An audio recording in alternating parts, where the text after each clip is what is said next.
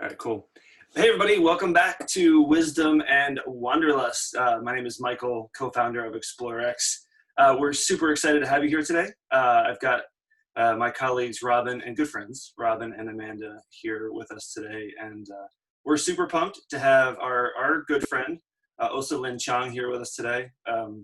She is literally a rock star, and we're going to talk all about what it means to rewild and why conservation is so important to us and to the planet, and a lot of other really fun things. So I think you'll really enjoy our conversation today. If you want to learn more about who we are at ExploreX and what makes traveling with us so special, we invite you to check out our website, explore-x.com. And of course, we always love talking to our travelers. So you can send us an email at travel@explore-x.com. But for now, welcome, and we're super pumped for today's webinar. We're going to start with a little quick question of the week before we get into our conversation with Osa. So Robin and Amanda, the question is, what is the wildest thing? And you get to define what wild means to you. What is the wildest thing that you've ever done while traveling? Awesome. Okay, thanks, Michael. Hey guys, I'm Robin. So when you say wildest, I think my mind first goes to things like swimming with the sea lions in Baja or chimp trekking in the Mahale Mountains in Tanzania. But I think really one of the most wild travel experiences I've had was actually on a 6-hour layover in Bogota, Colombia. I was traveling with a lifelong friend of mine, and we had just spent a week in the country, and this was our last day's quick layover in Bogota, and I think it was the most memorable part of the trip. We had a friend there in the city that in 6 hours took us to a music jam party at a local's house, poetry readings, salsa dancing in the streets. We went to this really out there underground art exhibit, and all of this before we hightailed it back to the airport to catch our flight home. So it was kind of the most epic whirlwind layover I've ever had. Oh, that's awesome. Very, very cool. Amanda, what about you? For me, I'm going to take wild in the nature sense. So I've been lucky enough to have been on a number of safaris over the years, one of the benefits of specializing in Africa for a time. And I've been in safari tent camps, but my most wild experience was mobile tent camping in Botswana. It felt just true wilderness, setting up our tents, sleeping on a mat instead of a proper bed, cooking over a fire, having to wave the flashlight around to get to the toilet tent after dark, listening to the animals all around and seeing footprints in the morning right next to your tent. It was just thrilling, and it felt like a true wild safari experience. So I feel very fortunate to have been able to do that, and sorry, they're mowing my lawn right now. Kind of the most wild thing I've done so far. So it was exciting. Oh, that's super awesome. For me, I'm not the wildest traveler, right? If you guys know me, I'm a pretty I like to talk to people, and I've had some fun conversations, but I don't do lots of super crazy stuff. There's food stories and that kind of thing. But I think the one thing that comes to mind is I was in Switzerland back in 2001 with a bunch of college buddies, and we were sort of just tooling around backpacking, and we decided that we wanted to go, I forget what it's called, hydro speeding or something like that, but where you get to you basically get a boogie board and they throw some flippers on you, and then you go down a class 3, class 4 whitewater river. And it was super exciting and fun until one of the guys hit his head against a rock, lost a tooth, and got knocked out, and got to go and save him from drowning in the middle of the river. So that was probably Wow. my wildest adventure kind of based experience. So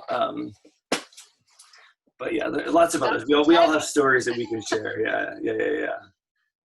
So, but that's all this pairs in comparison to what Osa's done, and some of the things that she'll share with us today. So I feel like that's all she does all of that stuff that we've just talked about before breakfast every day. So,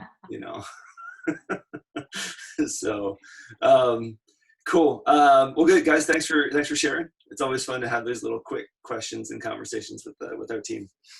Amanda, do you I'll want to do a few housekeeping. Yeah. Before we get started, we just want to go through a few little housekeeping items. We're going to keep this as close to an hour as possible. We are recording this and it will be available afterwards. So we'll email everyone a link. And if you have any general questions, please use the question and answer box at the bottom of your screen. We'll try and answer those questions as we go through today's conversation. Cool. Awesome. Thanks, Amanda. All right, guys. So as we mentioned earlier, and as you all signed up for, we are joined by our very, very good friend, also Lynn Chung today. I have a bio that, we wrote and we have here. The easiest way that I can describe Osa is if you sort of did like the most interesting woman in the world contest, like not only would she win first place, but she'd probably take second and third as well. Her background is fascinating. It's, from literally a rock star to an actor to a lawyer to a conservationist to an educator and a travel guide and a yogi and a meditation guru, and there's probably a lot of other things that I'm forgetting as well. So anyway, I'll stop there and we can get into the conversation because there's so much to talk about. So also welcome. Thank you very much. Lovely to be here. Yeah, it's lovely good to see you again. It's always good to see you. I always love our conversations. They tend to go on and meander for hours at a time. We'll try to keep this one to about an hour, but we'll see. So what's new? What's new? I mean, it's been a little while since we chatted. Oh yeah, there's quite a lot of new things. With all this COVID palaver, as I call it, everybody's been doing a few more things closer to home, and a lot of people, I think, slowed down a little bit. I didn't. I decided to start my own holistic wilderness wellness retreat in my own forest, so that when my guests come and I do these adventures, I can actually have people right in my backyard, which is a forest, 100 kilometers from a city. And so I've been building a 120 square meter yoga sala, and today, actually, that people can come and spend time, close to where I live, and not just where I take people around up in the mountains and further away from my house. So, it's funny what happens with this pandemic, for me, it's actually given me a whole lot of new energy and to spend it a bit closer to home. So I've decided to call it Ayama Firi. Ayama comes from the word pranayama, which means life force. And Ayama is sort of like the breathing out or the extending yourself part of it. And Firi is Old Norse for Nordic for forest.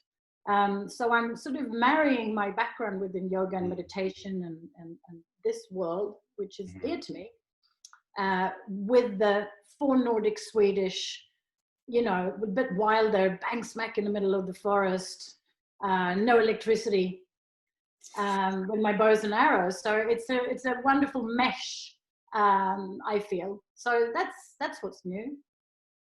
That's quite exciting. And when will this be open for guests? Well, officially next year, but we're probably going to do a couple of pre-trips already in September, because I'm so impatient.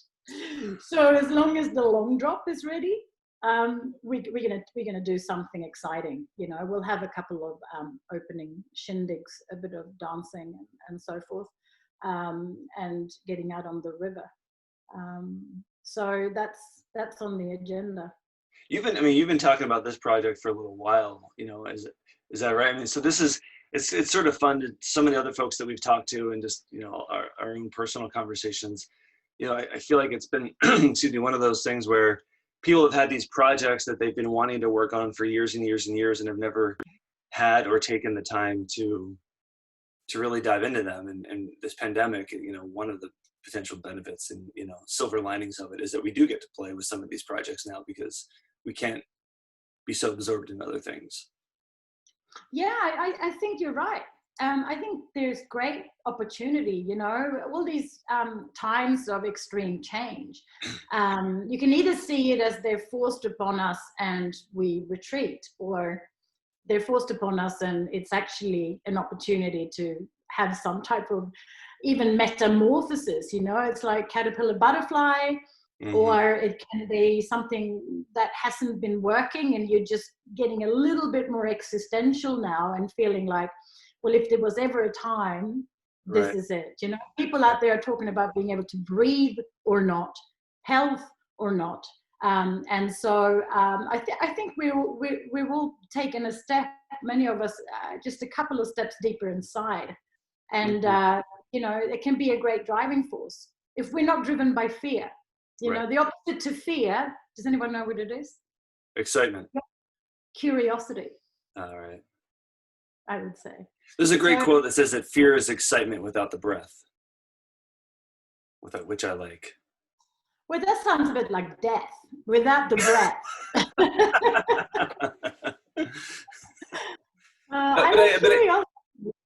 But I think you're right. I mean, I look at this, you know, we talk, you know, internally a lot, and we've shared, you know, I mean, I did a conversation, we had a conversation a few weeks ago with me, you know, I talked a lot about the hero's journey and the fact that, you know, oftentimes, you know, there's this internal longing for growth or change or transition in our lives. And yet also there's just as often things happen to us and that are just sort of forced upon us. And we have to, you know, decide whether we're going to embrace that and go with it or just step back into fear, you know? So this is, you know, potentially an opportunity globally for people to really say, okay, I'm going to use this as a catalyst for, you know, hitting the reset button and figuring out what's next and how do I get back to my own roots and in some ways sort of begin to rewild, right?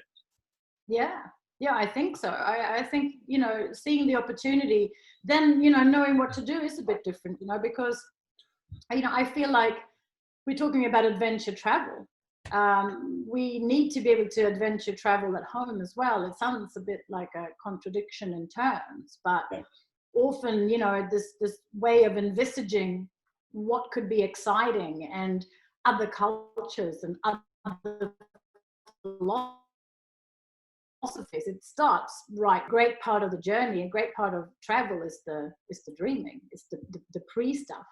Yep. So there's great work to be done that, and I think if you can see this difficult time that everybody's having, or a lot of people are having, as that, it's much easier to come out the other end and go, I've now made some plans and I see some clarity, you know? Yeah. I climb Mount Everest, or I know I'm going to travel to Sweden to the forest and shoot bows and arrows and my career or whatever it is. Right. Yeah. I mean, you know, so much of what we talk about, you know, at ExploreX is about mindset, right? It's not about the travel experience. There's a million travel companies that are out there that can plan a really incredible experience for you, right? And, you know, that's the outer journey as we talk about it, right? But what you're talking about, you know, is I think the inner journey, right? And the mindset that we bring to it. And are you bringing a sense of curiosity, right? Are you setting some intention? Are you trying to, you know, are you looking at it as an opportunity to learn and grow, right? Not just take great photos, eat great food and just walk away and, you know, have a fun time, but then it sort of is in the rearview mirror. So, and one of our good friends who at some point I'd like to have on here, her name is Jasmine Goodnow. Awesome researcher, has done a lot of work. She teaches at Western Washington University here outside of Seattle. But a lot of her research recently has been on micro adventures and how, you know, spending, you know, a few days, you know, or even a day, you know, in and around your normal neighborhood. But if you do it in a different way and bring that right mindset and bring the curiosity and engage with that differently, even that can have a really powerful impact on your life. Yeah, so. I totally agree. It's, I mean, you know, I made a joke the other day to somebody and said that, you know, I went for a walk in the forest and probably I was walking in circles because things look quite different, you know, because it's like the forest goes on and on and on, you know. This is the 62nd latitude, so it's on par with Anchorage, Alaska, if you compare it to the States. Sure. But there's a lot less going on between the villages. But you know, where you do end up in a village, you know, it's you've got extreme amounts of culture. But there was something in that recognition of the sameness that all of a sudden you realize that it's not. It just depends on how you're looking at it. You Right. know, I started, you know, to make a point of that, how that can work in nature. I started running a while back, and I'm not a runner. I was like, no, run. What am I running from? You know, and I hate neon tights. I wear like caftans, robes, and you know, I was like, what do you mean running? And then somebody introduced me to this concept of ultra marathon, ultra running in terrain. So you're literally climbing mountains and moving under trees, and it's like, it's massive, it's muddy, it's whatever it is. And you train for 20 minutes a day, sort of twice, every second day, or like 3 times a week.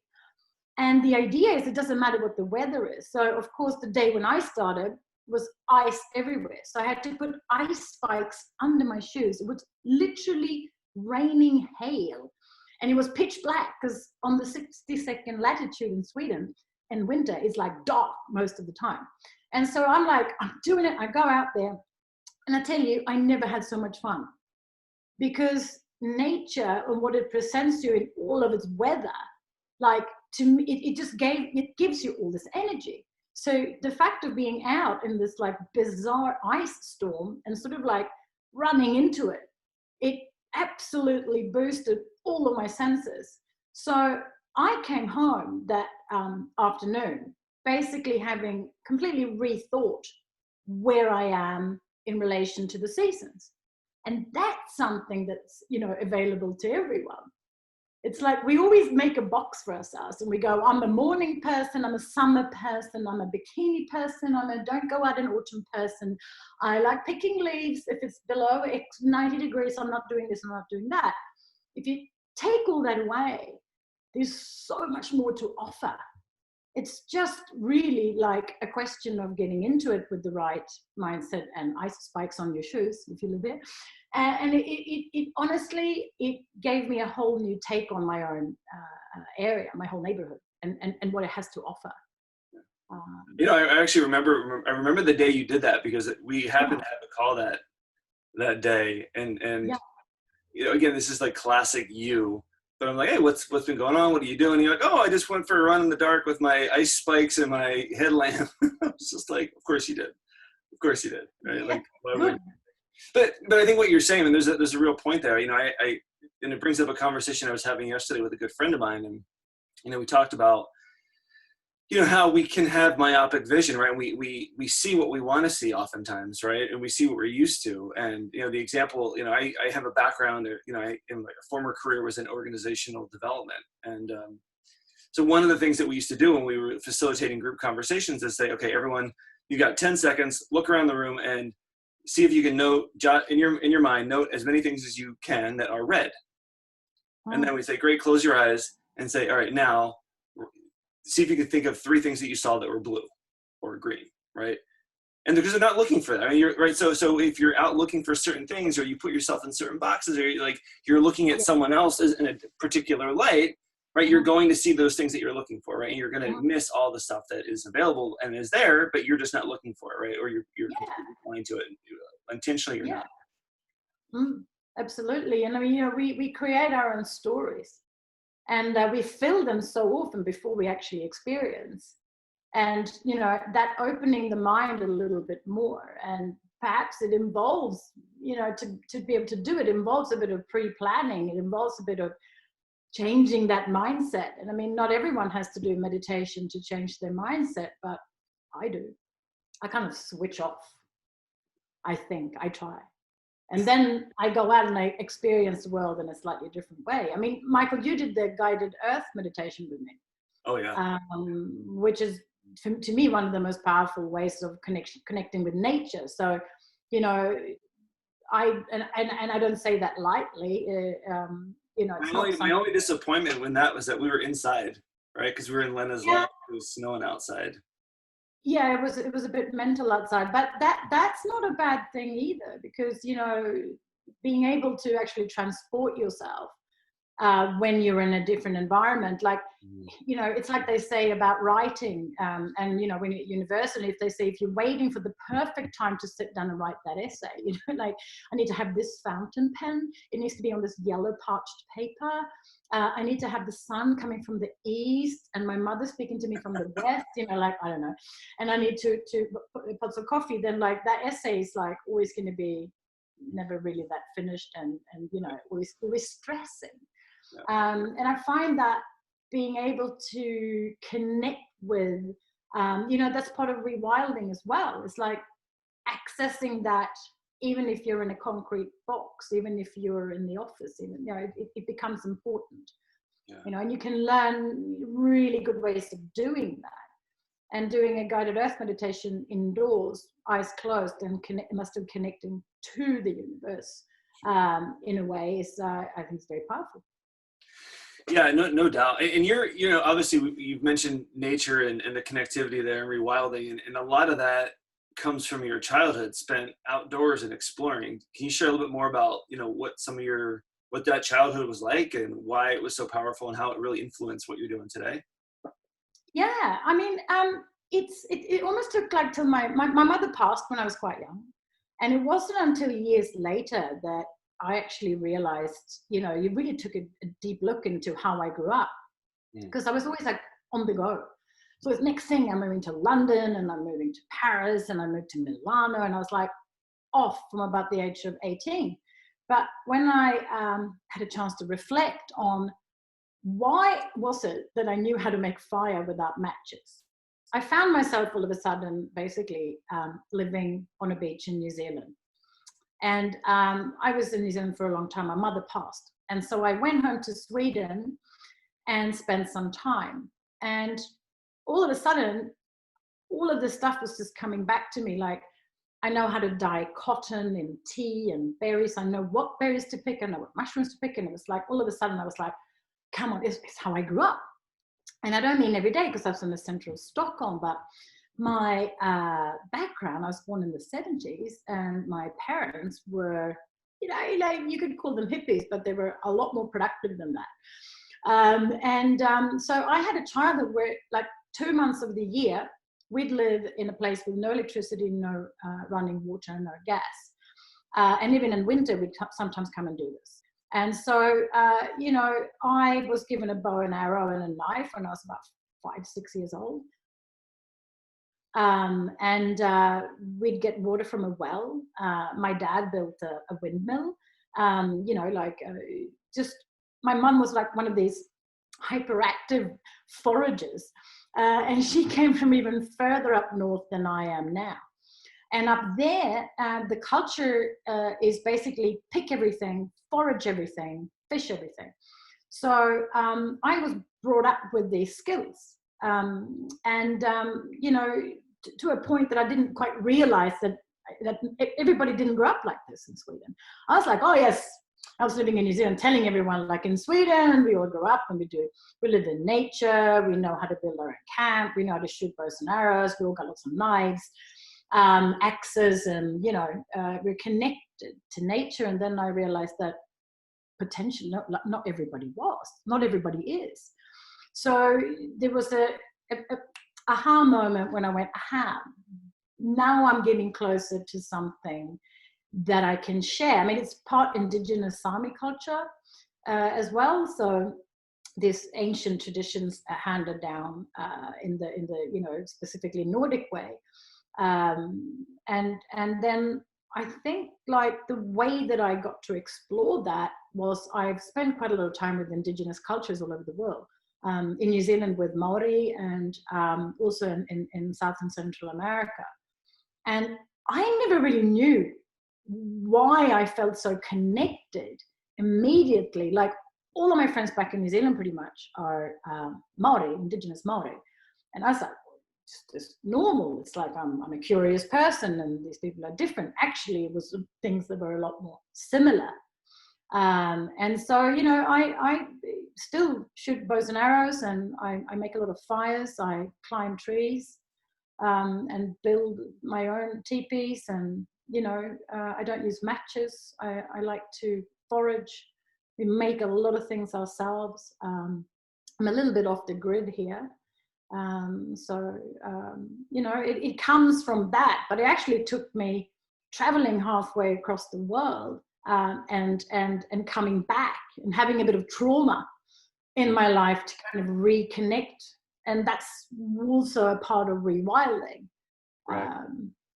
So where so you mentioned when you were 18, you started traveling to Paris and Milan and other places. Briefly, but maybe sort of walk us through some of the different things that you've done in your career that then led to this desire, right, and call to rewild. Well, I was at a music school, like a conservatory for most of my youth. So it was pretty strict. It was fun, but it was like every class made up half a choir. And so I did that from the age of 10 to 18, and finishing with like singing Mozart's Requiem, and spent half my life in churches, which in Sweden sort of means like you can be Donald Duck. You don't have to be uber religious to hang out in church. We do a lot of music there. But that was my background, and so I was very busy with this, life. And then I got the opportunity to do an audition when I just turned 18. And I was, to be quite honest, I was pretty bored with needing to have 30 other people every time I wanted to express myself, because chamber choirs are quite sort of big thing. That's not like a rock band. So I got the chance to do an audition. And it was a really bizarre thing. It was to sing at Cannes, at the festival, the film festival in Cannes, in France. It was to do some promotional singing in 6 different languages. So it was really weird, but I was like, oh, it'll be fine. Did the audition, got the job, ended up on the French Riviera, and basically didn't want to leave. So when all the guests left and autumn arrived, I just found myself in this place, in this space with all these people that the tourists had left with something authentic, something real. And I think that was kind of like the beginning of it. But, then followed, I went to London and I got signed to a music publisher because I wrote a lot of music. And I had different bands, and I was basically on tour the whole time. So basically singing for my supper. And so I did that in London for a good 3 years. And then, I met a Kiwi boy. And, so I ended up in New Zealand. And there I was just wanting to resume my music career. I actually thought we'd be going back to London, and then he didn't want to go. And I was like, oh, a music career. And it was quite tough. So I ended up needing some money. And I was like, darn it, what am I going to do? And literally met a woman on the street who was like, you look exotic. I'm like, well, thank you.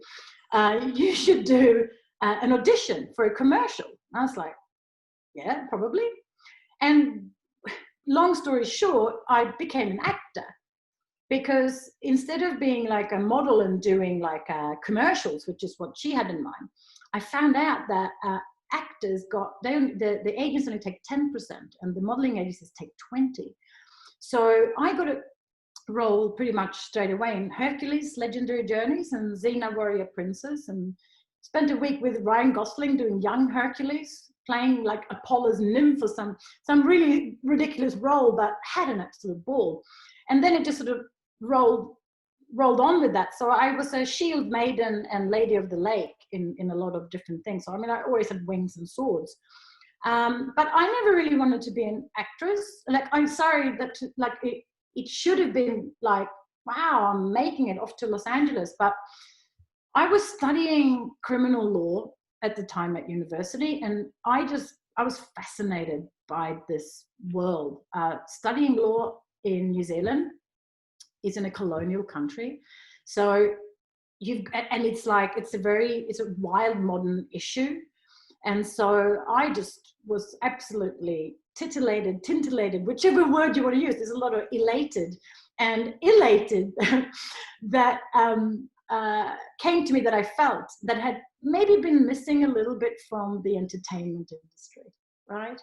And so I decided not to go to continue, and I was offered to do a role in Los Angeles, and I decided instead I was going to sit my criminal law exam. I mean, I studied a year for that and learned 450 court cases, horrific court cases by heart. And I was like, I'm not doing that for nothing. I'm sitting this exam and I'm finishing my law degree. And you know, so I studied a lot. I did a Bachelor of Arts, and I did philosophy, and I became a barrister.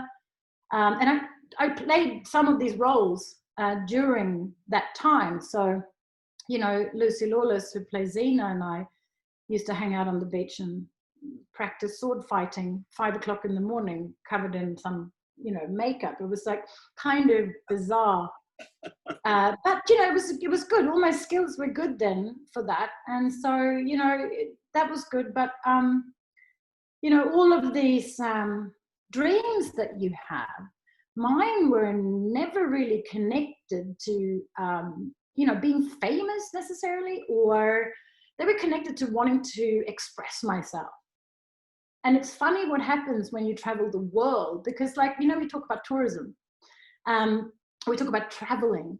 And I think, like, I traveled in a way where I stopped and I stayed and I got super excited and really interested in the places where I was. And my poor mother, she was like, you know, what do you mean you're going to stay there? So this happened a lot. So for a while, I actually lived in Milano and New Zealand, and used to work 3 months, come home 3 months, and travel between. And it's more a question of this, you know, curiosity, and that's what's fueled my way of traveling. It's fueled what I see as adventure. I want to teach that feeling. That has been a big part for me. It's like you graduate from wanting to experience only to then wanting to share it, I think. And then the moment you feel like you have something to teach, you should teach, because that is like a pivotal point where I think you can also grow as a human, because you are now looking at experiences and shared experiences from a different angle. It's like, how do you teach curiosity? That's my question right now that I'm exploring. Yeah. Yeah. So rewilding was your question, right? So rewilding, it actually came about from all of these experiences, and from me realizing that connecting with not just nature, but also my instincts, and asking the question, like, where am I useful? And drawing on everything that I'd learned, I see it as a process that a lot of us need to go through. And there are certain tricks and tips within that to make that process better. But it's sort of like we've gotten so comfortable that we're mentally blunt. Like we have more fear than curiosity. We are more apathetic than passionate. We choose often something we know doesn't make us happy. Now, that's an interesting conundrum. With food, with sex, with lifestyle in general, with habits, we often make a decision to be apathetic. You know, it's like a switching off. And sometimes we need it, like as much as we need a meditative state, but we are not connecting with your instincts will make you less able to then connect with your instinct the next day and the next day and the next day. Mm-hmm. So in my experience, heading outside in the rain barefoot and shooting a bow and arrow, making a fire from scratch, like existential aspects. For me, doing that, touching the earth, or actually being able to survive walking straight into the forest for 2 hours with nothing, just barefoot. And then seeing how powerful that is and how capable I am, I come back and I've lifted myself, I've elevated myself, I'm a better mother. It's quick when you start doing it, but when you never go there, when you always end up in the same pattern, and you know it's not a great pattern, and you keep doing it, it's like that is a disconnect. And I think rewilding to me is it's a multitude of things. It also comes into conservation and these aspects that were actually tangible, practically, physically touching nature. But it's also very much to do with being able to connect to your own instincts. Mm-hmm. Yeah. I mean, so much of this. I mean, you mentioned this. I think in a recent post about this idea of a dance. You know, you're going through the woods, and it's sort of a dance. And I feel like as we go through our lives, right, so much of this is a dance. And there's times when, you know, we need the safety, we need the security, we need the comfort, right? And it's less important for us in that moment to have the adventure and all of that stuff. And yet there's also times where we crave and need that adventure, right? And we need to let go of some of the safety and security and be willing to step into that. And that's hard, right? There's a lot of fear there. You're stepping out of your comfort zone, literally going beyond that into a zone of growth and learning. But a lot of people don't want to do that, right? They let the fear make that decision for them. And so they don't do that. And that's when you start to get stuck, right? You get stagnant. You get to start, you're feeling that internal itch for learning and growth and to do something different. And yet you can't figure out how to get out of that cycle, as you talked about it. Yeah. And there is like, there's something, there's a tip in there that I really want to give. Because you can actually hack yourself a little bit with that. Mm-hmm. And that is to just go straight out into nature. I mean, even if you live in the center of New York, or I don't know, like I've not been to Seattle yet, and it sounds wonderful, but like in some places, I guess there aren't trees everywhere. Find that one tree, take your shoes off, put your feet against the bark, and take 10 deep breaths, and then try and go back and feel the same. And you just don't. You know, hacking your own life can be about breathing a lot heavier in a different space. It's like you actually, I think we actually, I'm 100% convinced that we actually need the proximity of nature. And, you know, it's been proven scientifically time and time again by many nations, like take Japan with the Shinrin-yoku, the forest bathing. I mean, they even prescribe going into nature to de-stress. But for me, I would explain it as it's not just de-stressing, it's rewiring. What you're doing is that you're actually making your instincts focus on something else. It's not just like, oh, it's a tree and I feel so relaxed. It's like, that's not the way I would explain it. Because some stress can be good for you. You know, curiosity involves a bit of stress. It can actually be a good thing for you. Yep. But I would explain it as just that ability to take in something that is much greater than yourself. Yep. And it's not just in your mind, it's like tangible. So to switch on your instincts, you literally have to move. You know, it's not enough just to philosophize at home on the couch. I mean, it can take you in some directions. I mean, sure. Lysergic acid can take you in some directions, whatever you're into, but it doesn't switch on your instincts. Right. It's more of a mind escape. And that's so interesting with adventure travel. People speak about escape. It's like one of the most searched terms and hashtags on Instagram. Like, what are you escaping from? I would rather see it as rewild, regain. You're not running away from anything. You're going to refuel. Or it's disconnecting, right? It's a matter of not de-stressing, but maybe it's disconnecting from those things that cause negative experiences, stress, or whatever, and then using that, or because there's a lot of research. There's a woman that I was just reading an article of hers, Florence Williams. She does a lot of work for Outside Magazine and others, and she brings a science basis to a lot of what she writes about, and it's about.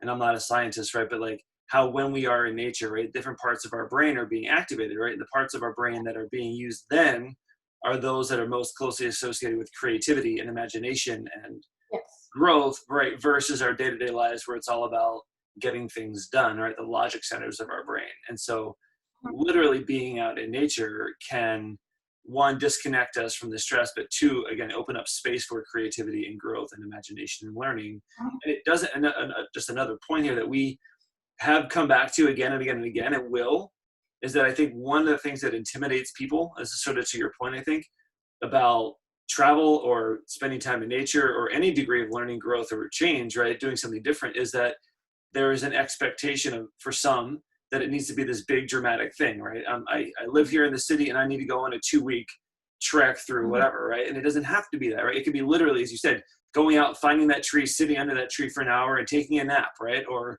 journaling or doing whatever it might be, so that you can actually go out there and get the benefit of just being in nature. It doesn't have to be this big thing all the time.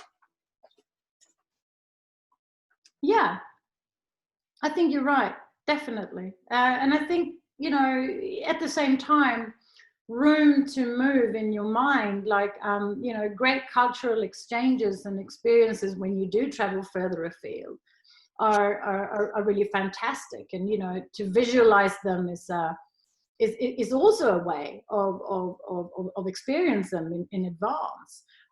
But you're absolutely right. Like, there's so much close to us that can alter our mindset to make ourselves not just feel better, but to make that connection. You know, instincts, after all, is what drives a lot of our behavior. And, you know, behavior is fine. Like, forgive yourself more often, you know, like, forgive yourself.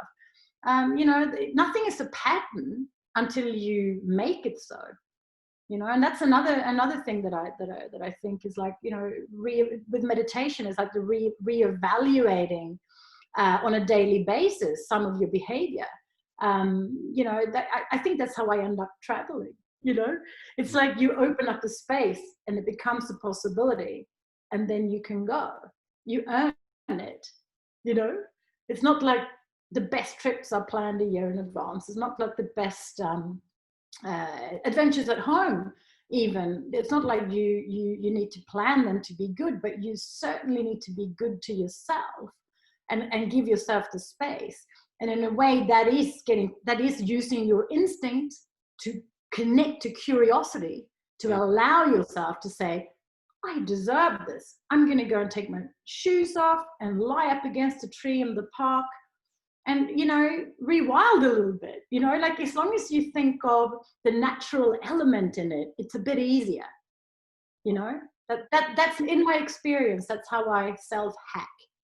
Yeah, no doubt. And I think, you know, the idea of some kind of reflective practice, you know, both at home and while traveling, is really, really important, right? I mean, you know, whether it's sitting around at the end of the day and journaling, or the next morning, or doing some kind of meditation or prayer, or whatever your outlet, and you know, I've found it very cathartic and very powerful, and certainly life-changing for me. And once you develop that practice, and it's not, you know, A then B, but like, it's something that you can also bring to your travels, right? And when you do, you know, it's a practice, and especially when you're in a different environment, a different culture, right?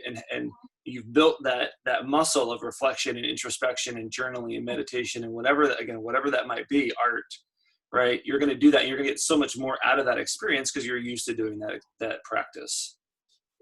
And I think this is what we who work in adventure travel, who aim to teach people skills, this is what we also need to teach.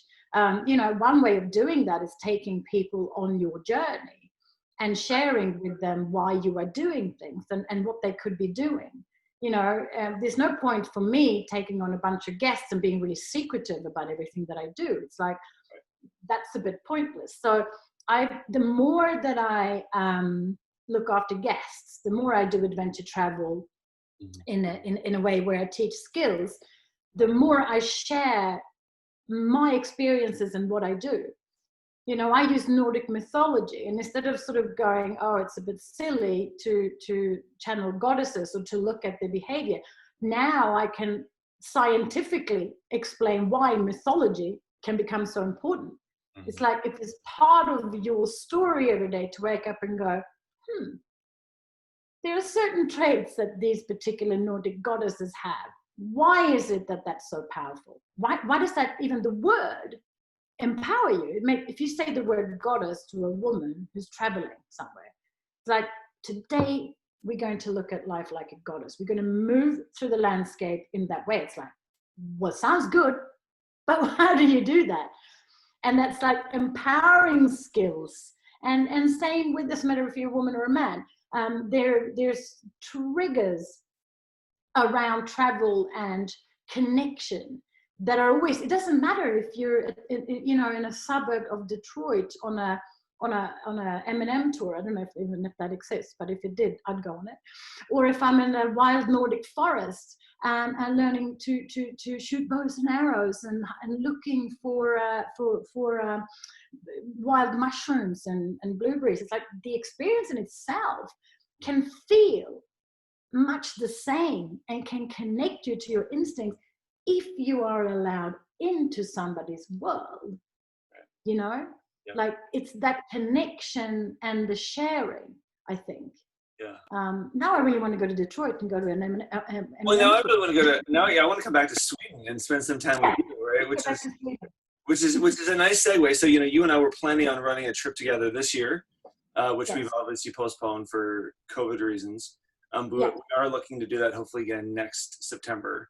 So without getting into the nitty-gritty details, what are some of the highlights of that? Because you've talked about some of the things that you like to share with people while they're traveling in this rewilding way. What are some of the highlights of that trip? I think it's a combination. It's like I do that trip, expedition style. So we don't really go backwards. So the idea is to get a feel for the food, the culture, the mythology, and these parts of Nordic and Swedish culture, but doing that through learning, through skills. So there's a bit of hiking, there's sauna rituals, there's guided earth meditation. We do swimming in as many lakes as possible. That's like the target is to like get really immersed in nature. There's music. There's also staying in different types of accommodation. So I really love, for me, staying in the teepee is really important. I really love it.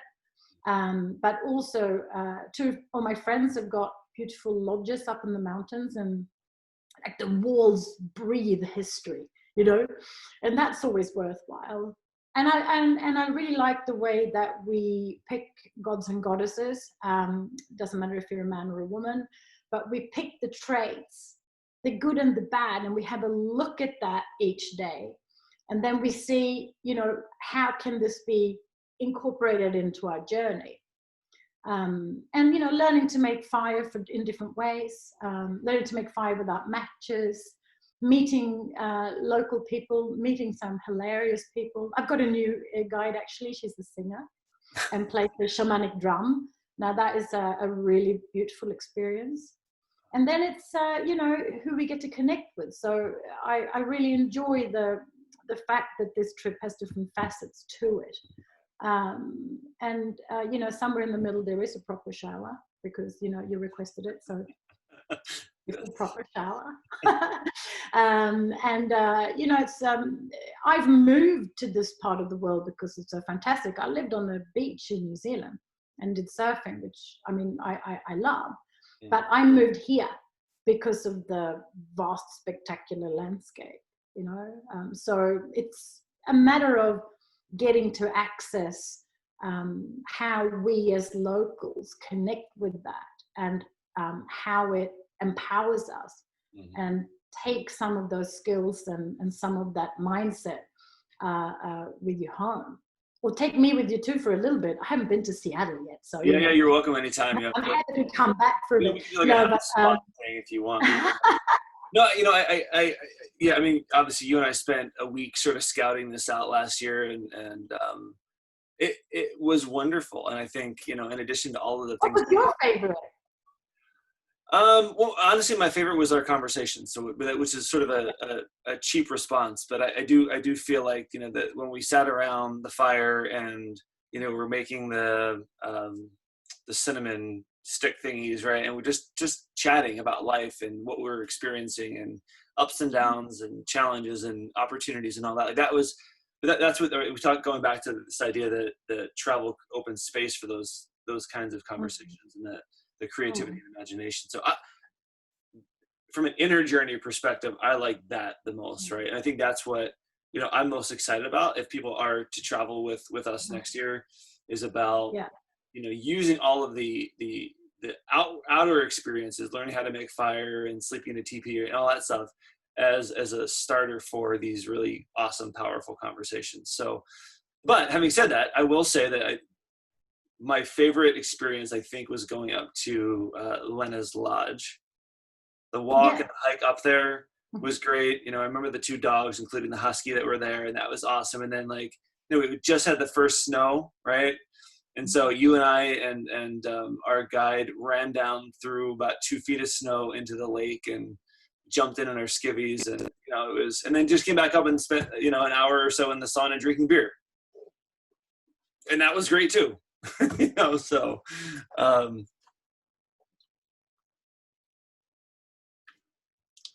so yeah, so it'll be awesome.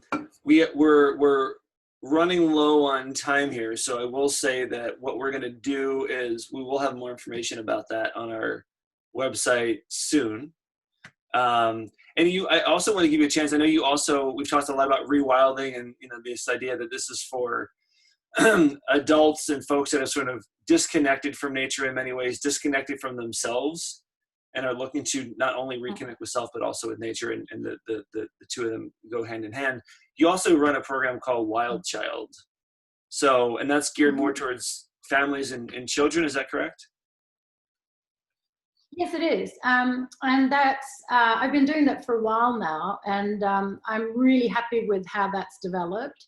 So we take families, sometimes more than 1 family at a time, but it is possible to come just as a 1 family too. But sometimes we put some families together. It just depends on how people like to travel.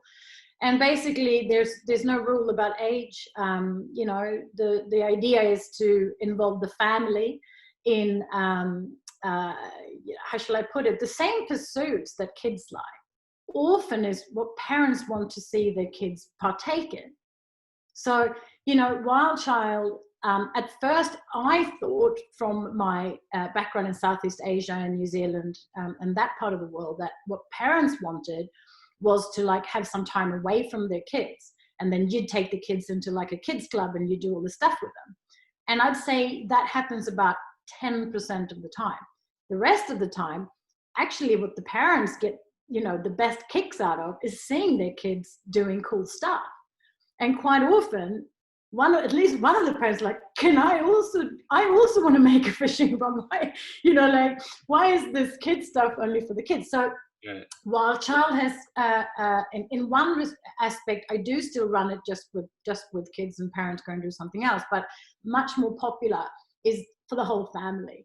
And then we basically structure it around creating a camp together with very little pressure. So, you know, if somebody's got a toddler and a teenager, chances are that not everybody's going to participate in the same way the whole way through. But we have cornerstones within it that we want everybody to get to experience. And we make sure that before we do that trip, we check off to see, are these things of interest? What would you prefer? And of course, with food, we have private, personal discussions about that. But it is like, it's evolved into like a sort of family adventure, really, with all of the things like, you know, making arrows and making fishing rods and learning about fishing and trying maybe your first fly fishing is the thing that we're doing now as well. So, you know, there's, I don't know, like, in my experience, it's been a surprise. I mean, I'm a mother myself, but it's been a surprise to see how it's evolved away from a kids' club more to like a family adventure, which is lovely. And so a big part of that is getting to stay in a teepee together and making fire, making flatbread together, dressing like a Viking, smoking fish like a Viking, making bows and arrows, and actually getting to do some sword fighting too, you know. This, you know, this, I can't help myself, you know, like, you're born Viking. I promise not to take your head off, if that's good enough. But no, so it's also a really big part of that is how to use axes, how to use knives, how to make things with tools, and how little you need really as well to get involved in that. So that's extremely popular. You know, what's striking me in the moment is I would imagine that with both rewilding and even Wild Child, right? It's there's a part of it about disconnecting and all that, and connecting in nature and all that. But I think maybe a lot of it would be also, I know for me, I should say, it was very much about, having new challenges, right? Sort of feeling a little bit tentative, a little bit afraid of it. Oh, I'm going to be terrible at this. I'm going to suck at that, like whatever. But like actually being able to engage, be kind to yourself and understand, like, yeah, I can learn new things, or I can do this stuff. And that builds efficacy. It builds self-confidence. It builds a lot of different things, right? So that you can, it's not about learning how to start a fire or use an axe, which I've used a lot since our time together, right? But it's also this idea that, like, doesn't matter what it is or what's the metaphorical axe or fire thing that I can start to do, each and every day, regardless. And it doesn't have to just be stagnant. It's really about constant learning and growth. And this is just an example of that, right? Yeah. And it's like, the fact of using an axe in a Nordic forest with, in the same way as has been done since the Viking era. And seeing a shield, I mean, I've made my own clothes and sewn them together with people who spend a lot of time as Vikings. And in the traditional way, there's something about the practice of it that, instead of being this sort of like nerded history, living world, is tangibly good for us. It's like I don't know how to explain it in any other way than the culture we come from. If you really feel like sharing aspects of it, and you really have a look at what it is and what do you connect most with, sharing that is what comes out on my trips. And I'm a very keen archer, so I have all sorts of bows used when you're riding horses to just standing further away, and it suits sort of all ages as well. But that it's like a meditation in itself. You have to focus on so many things that all your focus is taken off office, nonsense, idiocy, pandemics, madness, whatever, and it's focused into these moments. And I feel it's that particular part of it, to use these ancient ways and to feel, it gives you a sort of sense of wisdom. In Māori, you don't say mana. Mana is like a earned power.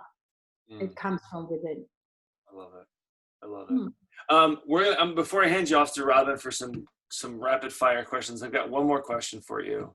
And this could be probably an hour-long session in and of itself. So I understand that. However, you've had a varied, life so far. If you could go back and sit down with your 18-year-old self for 5 minutes, what would you say?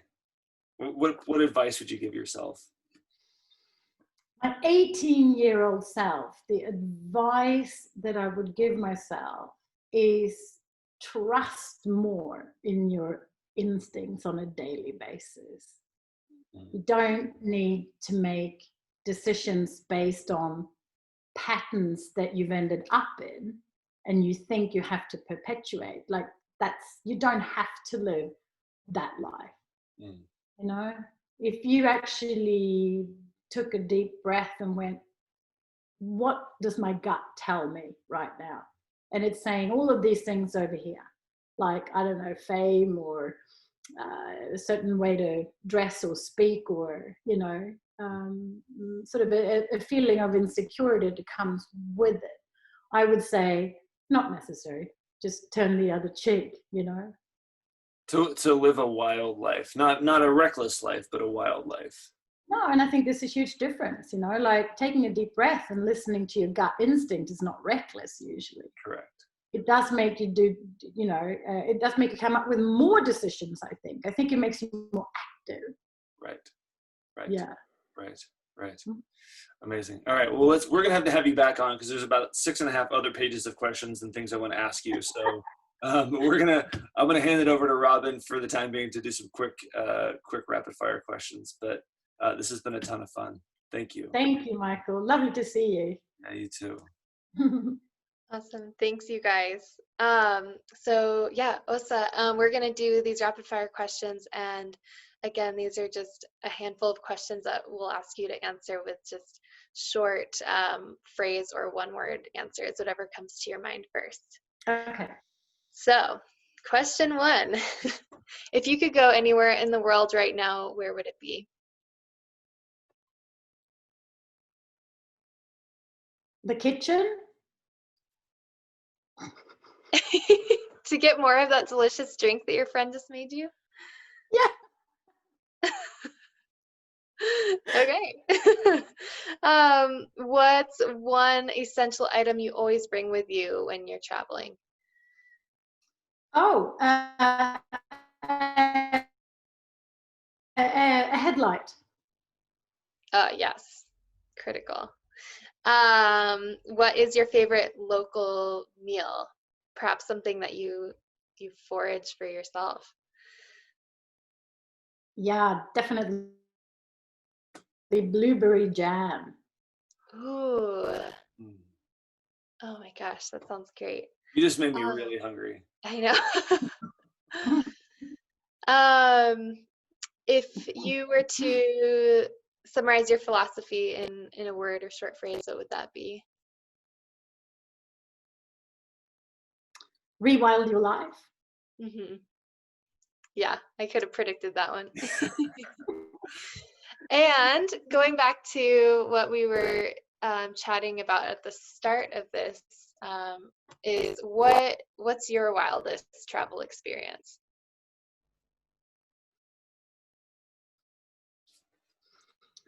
Oh my gosh, there's been a few.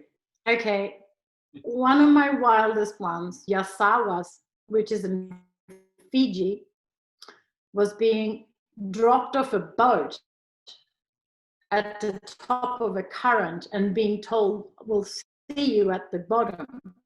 Say hi to the local animals. And drifting down past this island in Fiji, underneath me, the water went dark. And I'm in a shoal of manta rays, and I was swimming with manta rays for a good 20 minutes when I realized I'd completely missed where the boat was, and everybody was looking for me, and I just continued swimming against the current, and I was basically in a whole sort of world of giant, manta rays look a bit like giant butterflies underwater. Wow. And that's got to be one of my wildest moments. Yeah. Wow, that's amazing. All right, well, thank you. That is all I have. It's always great to talk to you and to hear your stories. It just reinvigorates me, and I know everyone who's listening is super inspired. Yeah. Also, thank you so much. Yeah, thank you so much for being here. And as I mentioned, we're gonna we'll get that information about the small group journey for next year up on the site in the next few weeks. We're just dotting some I's and crossing some T's, but that'll be up there. If anybody does have questions about that, or if they want to connect with you, they can always email us at travel@explorer-x.com, and we can make that connection. And again, please feel free to check out our website, explorer-x.com, and then follow us on social at GoExploreX. Robin, next week we have Ursula, is that correct? We do, yes. Our friend Ursula in Slovenia. Yep, so that'll be next week. All right, that'll be a great conversation with her as well. And then two last things. One, we recently launched our membership program, so we'd encourage anyone watching to check that out. You can go to explorerx.com/join to learn more about our membership program and the different benefits that you can get there. And then we also launched a little store, so if you want to get any Explorer X gear, you can find a link to that on our website as well. So for now, again, also thank you so much, Robin, Amanda, thank you both. And yeah, we'll get the recording out to everyone who registered sometime tomorrow, right, Robin? Yep. Sounds great. All right, everybody, thanks again. Have a great rest of your day. All right, thank you guys. Thank you. Thanks very much. Yeah. Take care. Bye.